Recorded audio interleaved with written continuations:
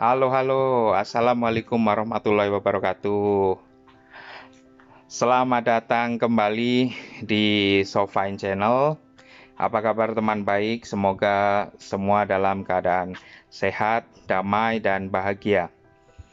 Oke, karena banyaknya permintaan kepada saya untuk mengulas mengenai farm atau kandang closed house yang upgrade dan modifikasi.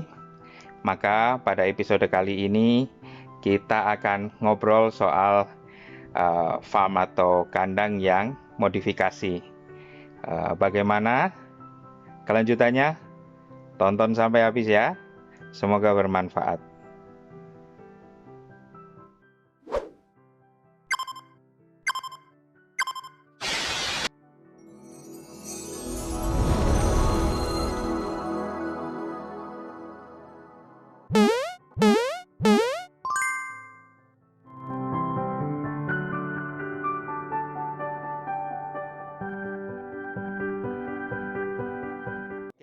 Sebelumnya disclaimer dulu, konten ini bukan konten untuk menjelek-jelekan, ya, juga bukan konten sentimen.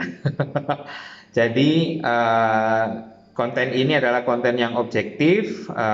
Kita melihat hal ini dari perspektif sudut pandang ventilasi. Jika memang metode modifikasi kandang seperti ini memang bisa terbukti mendatangkan produksi yang stabil dalam jangka panjang, pastinya perusahaan-perusahaan seperti Java, perusahaan-perusahaan besar ya, Charun Pokpan begitu, mereka akan menggunakan sistem kandang modifikasi seperti ini di internal farmnya mereka.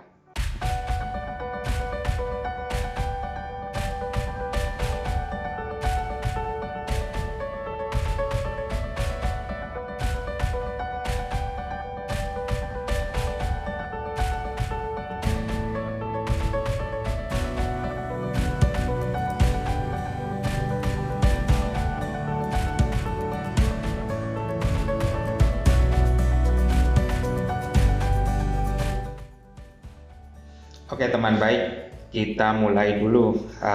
Sebelum kita membahas tadi dua kandang itu ya, yang kandang tunnel ditambahin rak sama kandang yang dimodif untuk double deck ya. Kita menyebutnya saja ini kandang modifikasi begitu ya, yang sedang menjamur. Sebenarnya saya dapat request dari beberapa rekan-rekan untuk membahas soal ini nih teman baik, karena banyak sekali kandang yang modifikasi tersebut ya menjamur. Nah, sebelum kita ke pembahasan, saya juga mengingatkan ke teman baik agar terus-menerus kita tanamkan di kepala kita bahwasanya ayam itu adalah produk, itu adalah gabungan dari genetik dan environment. Genetik dan genetik itu keturunan ya, apakah ini ayamnya keturunannya baik atau tidak itu. Dan yang kedua adalah environment itu adalah lingkungan, yang mana porsinya lingkungan itu bisa sampai 80%. Nah, teman baik, saat kita ke kandang ya, ini kita perlu lihat adalah pola kebiasaan si ayamnya. Nah, saya kira teman baik juga sudah pada tahu ya, kalau ada kebiasaan ayam yang menandakan bahwasanya ayam ini ayam yang sehat. Nah, kalau saya menyebutnya biasanya 6 bahasa ayam sehat gitu. 6 bahasa ayam sehat ini apa? Artinya dari seluruh ayam yang ada di situ, itu ada yang makan, ada yang minum, kemudian ada yang istirahat tidur, bukan istirahat yang karena dia heat stress ya. Kemudian mereka bersuara ya, ngobrol lah, chit-chat gitu. Terus bermain, ada yang bermain atau istilahnya apa, kipu kalau bahasa Jawa itu. Kemudian juga tidak bergerombol. Itu 6 bahasa ayam sehat ya, perilakunya. Jadi biar teman baik juga tidak hanya fokus pada ini kecepatan anginnya berapa, ini suhunya berapa, tidak fokus ke itu dulu. Lihat ayamnya dulu, apakah ayamnya ini benar-benar di kondisi yang nyaman atau tidak sebenarnya. Apakah ternyata ketika teman baik masuk bergerombol semua ayamnya, atau ketika teman baik masuk minumnya nih, minum semua ayamnya. Saya pernah itu ada kejadian pada saat masuk ke kandang, saya lihat ini ayam minum semua. Ternyata torennya habis, ya airnya habis dan baru mengalir. Dan saya tanya saat itu, ini sudah berapa lama ini air kosong? Ternyata hampir 1 jam. Nah itu efeknya, ya jangan tanya lah efeknya, pasti teman baik bisa tahu. Nah kemudian ada yang saya pernah masuk ke farm, ini ayam makan semua gitu. Khususnya farm broiler ya ini ya, bukan farm yang lain. Ayam makan semua, padahal si pakan ini disediakan ad libitum juga. Ad libitum itu artinya terus menerus ada pakannya gitu. Ini kenapa? Ternyata anak kandangnya telat ngasih pakan gitu. Atau bisa juga karena ogernya mati, ada persoalan gitu. Nah terus ketika masuk kandang tiba-tiba wah bergerombol semua. Nah itu kenapa tuh? Ayo cek, coba di komen. Kenapa ketika ayam masuk kita lihat mereka bergerombol kan begitu. Nah memahami pola perilaku ayam ini penting agar kita tahu ini nyaman atau tidak, dan kita tidak hanya sekedar untuk memastikan menaikkan suhu, menurunkan suhu dan sebagainya pikirannya ya. Oke. Nah, itu dulu. Kemudian kita ngomongin kandang nih. Tipe kandang yang ada di Indonesia itu closed house ya. Ini saya berbicara closed house bukan open house. Itu adalah ventilasi tunnel kebanyakan ya. Sedikit yang menggunakan kombi tunnel di sini sedikit. Jadi ventilasi tunnel di mana udara masuk melalui satu inlet ya yang ada pad coolingnya, atau kadang di kandang upgrade itu dia tidak ada pad coolingnya juga bisa. Jadi biasanya menggunakan paranet saja. Udara masuk lewat situ dan keluar nanti lewat fan ya, lewat outletnya. Jadi satu inlet satu outlet begitu, tunnel ventilation. Nah kita mau bahas soal yang kandang modifikasi tadi. Nah kalau kandang modifikasi itu dia sebenarnya sebelumnya disclaimer dulu, konten ini bukan konten untuk menjelek-jelekan ya, juga bukan konten sentimen. Jadi konten ini adalah konten yang objektif dari sudut pandang ventilasi ya. Jadi positifnya apa, nanti juga negatifnya apa, termasuk challenge-nya nanti kita bahas deh kan begitu. Nah kita lari ke positifnya dulu nih. Nah positifnya kalau kita, ini ada 2 tipe ya, saya bagi 2 tipe. Yang satu farm yang menambah deck Jadi dia nambahin dek di tengah-tengah kandangnya, ya. Ini sudah kadang kan kandang itu kan double story biasanya. Story itu lantai, satu story ya, story itu lantai. Satu story, dua story, biasanya ada dua lantai itu.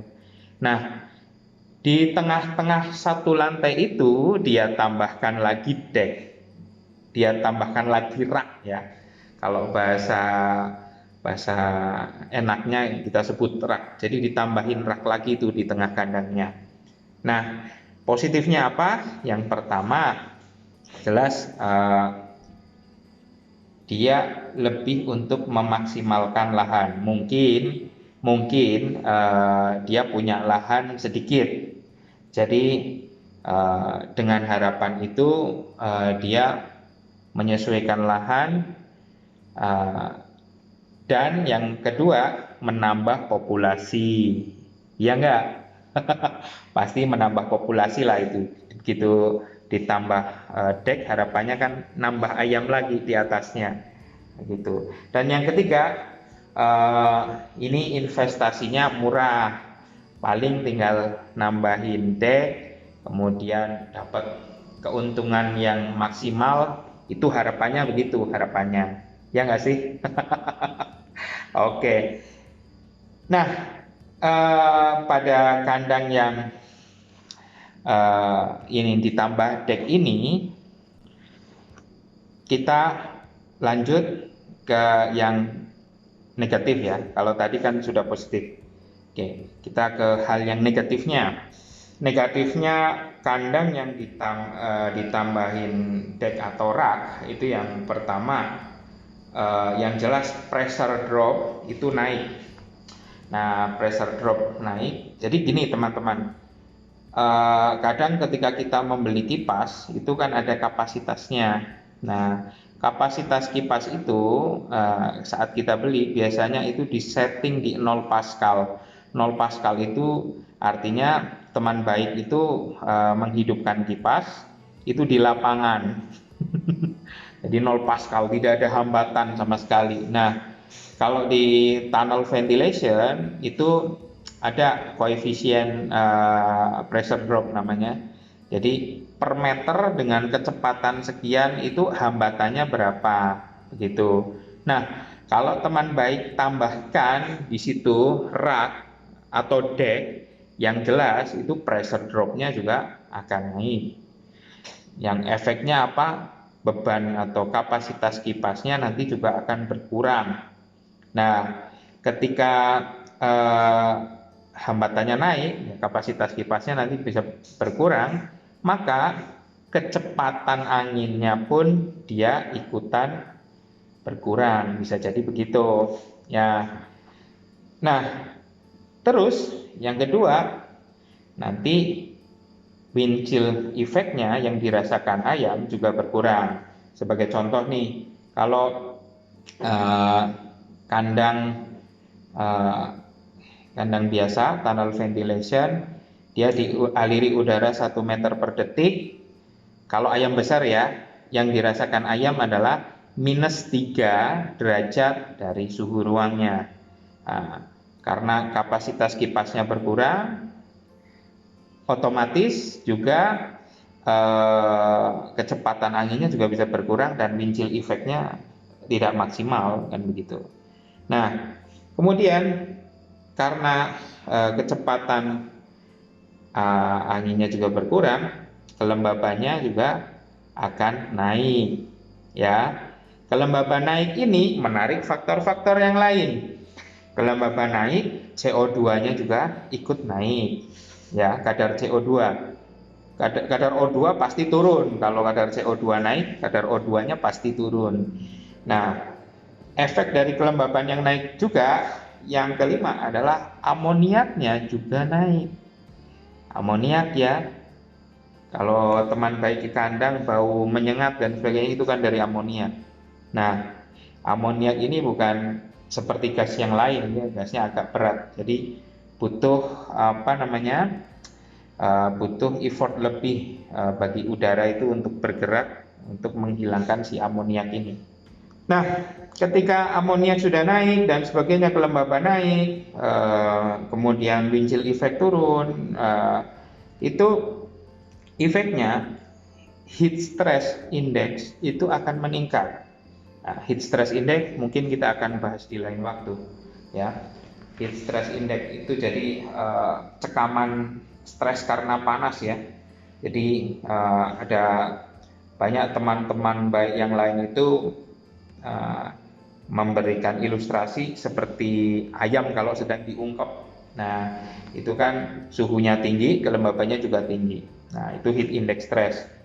Nah, kemudian karena heat index stress tinggi, maka ayam juga akan menjadi lebih rentan untuk kena sakit, ya.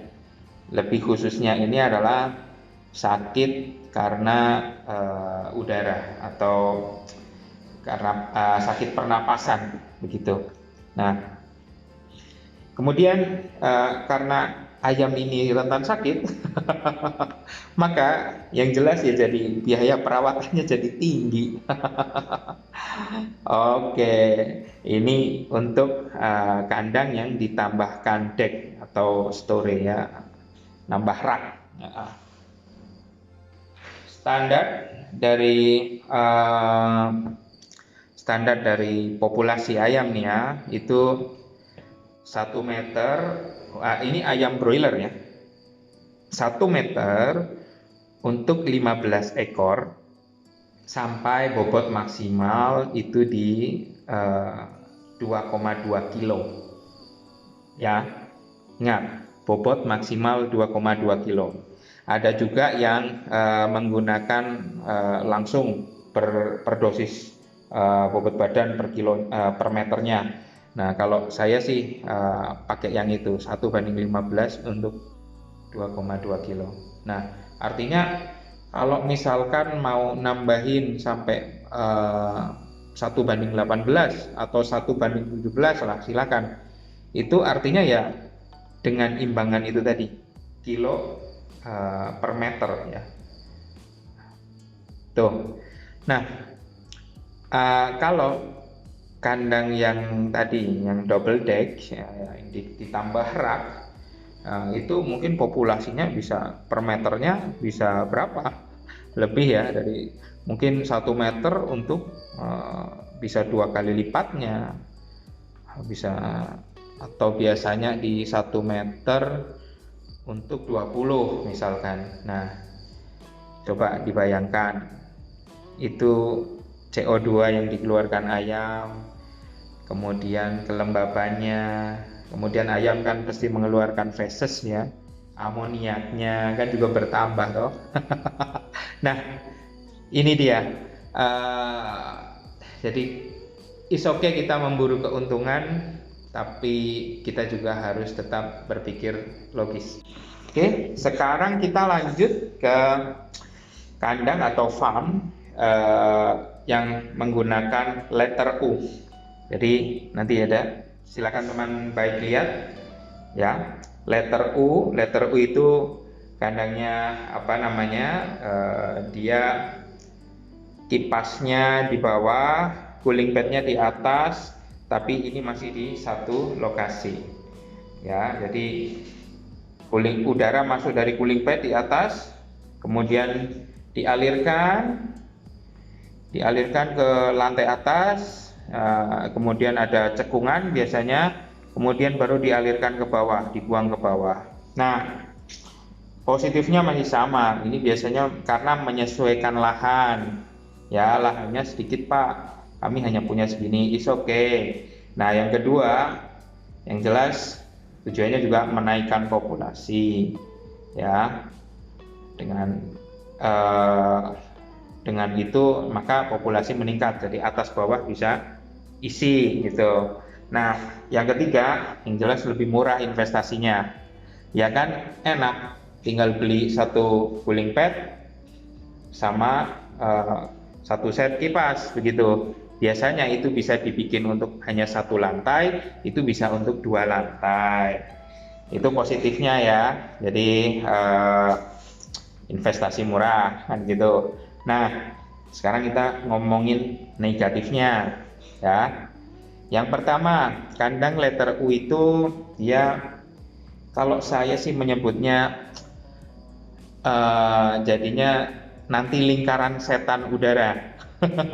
Lingkaran setan udara itu adalah gas-gas setelah metabolisme, gas-gas metabolisme yang harusnya dibuang oleh fan itu bisa kesedot ulang masuk ke inlet, ke cooling pad ya. Jadi gas yang sudah harusnya dikeluarkan di outlet itu dia disedot lagi masuk ke inlet. Itu yang saya sebut lingkaran setan udara. Karena udara kotor yang harusnya benar-benar lepas dibuang disedot lagi. Nah, efeknya lingkaran setan udara ini apa? Yang jelas harusnya udara itu misalkan juga membawa serta kelembaban ya. Itu akhirnya disedot lagi ke atas. Akhirnya apa? Kelembaban juga meningkat. Nah, yang kedua, itu yang kedua ya. Jadi kelembaban meningkat. Yang ketiga, CO2 jelas naik. Ya, salah satu gas metabolisme, hasil metabolisme itu CO2 disedot lagi naik ke atas. Kebayang lingkaran setan udara ini. Terus yang keempat, ya udara kotor. Udara kotor ini masuk ya otomatis ayam juga rentan sakit, bro. Gitu loh. Nah, ini saya sedang bicara kalau kipasnya ini proper, kipasnya itu sesuai ya, kipas yang terstandar, kipas yang bagus. Oke, kalau ternyata kipasnya kipas rakitan yang kita tidak tahu standarnya dan kita juga nggak paham ini kapasitasnya berapa dan sebagainya, itu akan meningkatkan efeknya. Ya, tadi efek yang keempat ya, udara kotor itu akan membuat rentan ayam untuk sakit pernapasan. Nah, kalau kipasnya kurang baik atau kita tidak tahu kapasitasnya, yang jelas kapasitas kipas akan turun karena dia tunnel itu kan lurus tuh harusnya. Nah, ini dibelok-belokin dulu. Ya, kan ini udara Pak. Nah iya, itu emang udara. Tapi kan kita apakah pernah ngukur? Gampangnya sih begitu. Apakah pernah ngukur kapasitas kipasnya? Realnya berapa? Setelah dibelokin kandang itu. Nah, terus karena kapasitas turun, wind-chill effect juga turun. Nah, sama kayak yang pendahulunya tadi. Karena wind-chill effect turun, heat index stress juga ikut naik. Heat index stress naik, ya. Yang ke-8, ayam jadi sakit efeknya.